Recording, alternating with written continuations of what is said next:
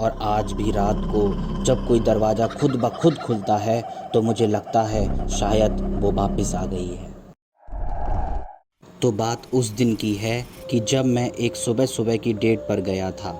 Location उसने चुनी थी फिरोज शाह कोटला का किला। उसका कहना था कि सुबह वहाँ कोई नहीं आता, शांत माहौल और हरियाली रहती है। और एक जेंटलमैन की तरह मैंने हाँ कर दी, जबकि मैं खुद उस जगह का बड़ा फ़ैन नहीं हूँ।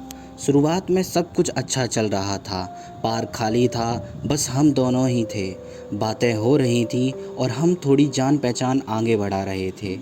अचानक बातों के बीच में उसने मुझसे पूछा, तुम जानते हो मैं हॉरर फिल्में क्यों नहीं देखती? मैं हंसते हुए बोला, क्योंकि तुम शायद डरपोक हो। उसने मुस्कुरा के कहा, नहीं, क्योंकि मैं उन्हें असली ज़िंदगी में देख चुकी हूँ। मैं फिर हंसा और सोचा मजाक कर रही होगी। कुछ देर बाद हम गार्डन से आगे निकलकर मस्जिद के पास के पुराने खंडहर की तरफ बढ़े। उसने कहा, तुम जानते हो ना कि ये जगह जिन्नों के लिए बदनाम है? मैंने कहा, हाँ, दिल्ली वाला हूँ, कहानियाँ तो सुनी हैं। पर अचानक ही उसकी आवाज़ रुक गई और वो थोड़ा अजीब से देखने लगी। हे भगवान, फिर से! ये कहकर उसने मेरा हाथ पकड़ लिया और कहा, प्लीज़ मेरे साथ रहो।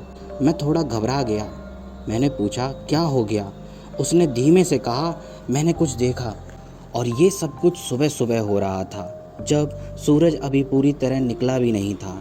मैंने सोचा वो बस अटेंशन चाह रही होगी या मजाक कर रही होगी, लेकिन उसकी आंखों में जो डर था वो झूठ नहीं लग रहा था।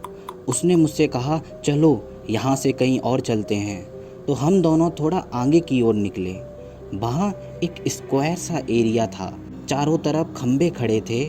उसने उस जगह की तरफ इशारा किया और बोली, कभी यहाँ तंत्र मंत्र विद्या होती थी, बलि साधना, और उस खिड़की को देखो। उसने ऊपर की एक टूटी हुई विंडो की तरफ इशारा किया। मुझे ऐसा लग रहा था कि मैं जैसे किसी हॉरर पॉडकास्ट को देख रहा हूँ। पर बात यहीं ख़त्म नहीं हुई।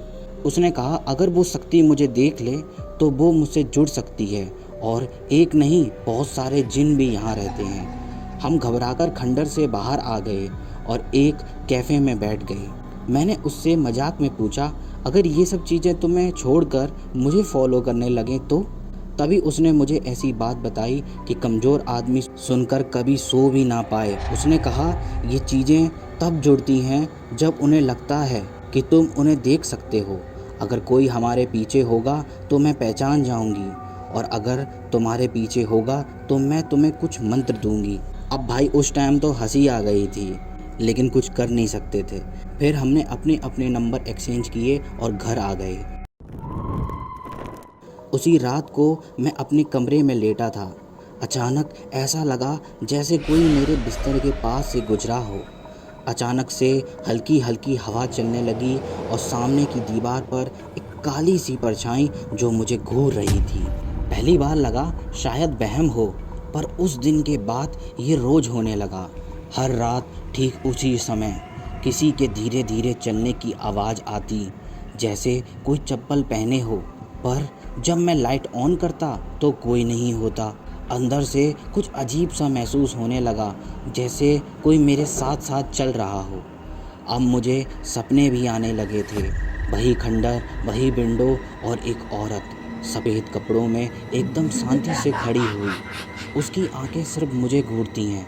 हर सपने में उसका फेस और साफ होता जा रहा था। एक रात तो उसने सपने में मुझसे बात भी की। उसने कहा, तू भी वहाँ था, तुझे भी देख लिया गया है। मैं डर के मारे उठ बैठा और पसीना पसीना हो गया। मैंने डर से उसी लड़की को फ़ोन लगाया जिसके साथ मेरी डेट थी। अगली सुबह उससे मिलकर मैंने सब कुछ बताया, मेरे सपने, वो परछाई, वो आवाज़ें। उसने मेरी बात शांति से सुनी और बोली, मुझे पता था ये होगा। फिर उसने अपने बैग में से एक काली डायरी निकाली। उसमें कुछ मंत्र लिखे थे। उसने कहा, ये मंत्र मेरी माँ ने बताए हैं, क्योंकि वो तांत्रिक थी। अगर कभी कोई जिन मेरे से जुड़ जाए तो किसी अच्छी आत्मा के सहारे खुद को बचा सकती हूँ। मैं समझ गया कि अब इन सब में मैं फंस चुका हूँ। फिर कुछ दिन बाद मैं उसकी एक पुरानी फ़ोटो देख रहा था। उसमें वो और उसकी माँ थी। और पीछे एक जला हुआ हवन कुंड था। मुझे थोड़ा अजीब लगा तो मैंने गूगल पर सर्च किया और उसमें मुझे एक पुराना क्राइम न्यूज़ आर्टिकल मिला। साल 2006 में दिल्ली डीडीए फ्लैट्स में एक माँ बेटी की मिस्टीरियस डेथ हो गई थी। माँ तो जली हुई मिली, लेकिन बेटी का कोई अता पता नहीं था। पर नाम वही था जो मेरी डेट का था। मेरा दिमाग एकदम सुन्न हो गया। जिससे मैं मिल रहा था शायद वो तो सालों पहले मर चुकी थी। ये जानने के बाद भी मैं फिर से एक सुबह उसी खंडर में फिर से गया। मैं खंभों के बीच खड़ा था, चुपचाप। उसने मुझे जो मंत्र बताया था मैं उसे दोहराने लगा। मैंने अपनी आंखें बंद की और फिर वही अचानक से एक ठंडी हवा चली और एक धीमी सी आवाज़, थैंक यू। मैंने आंखें खोली, खिड़की खाली थी, कोई भी परछाई नहीं थी। शायद वो जा चुकी थी। घर लौटते ही मुझे एक मैसेज आया उसी डेड नंबर से। उसमें लिखा था, थैंक यू, तुमने सिर्फ मुझे समझा नहीं बल्कि मुझे खुद से आज़ाद भी किया। अब तुमसे कोई परछाई नहीं जुड़ेगी। कभी कभी जिसे हम हॉन्टेड समझते हैं वो खुद किसी को बचाने आया होता है। वो भटक रही थी पर मुझे रास्ता दिखा गई। अगर आपके साथ भी कुछ ऐसा हुआ है तो कमेंट करके बताओ और द ब्रूटल टॉक्स को सब्सक्राइब करना ना भूलें प्लीज़।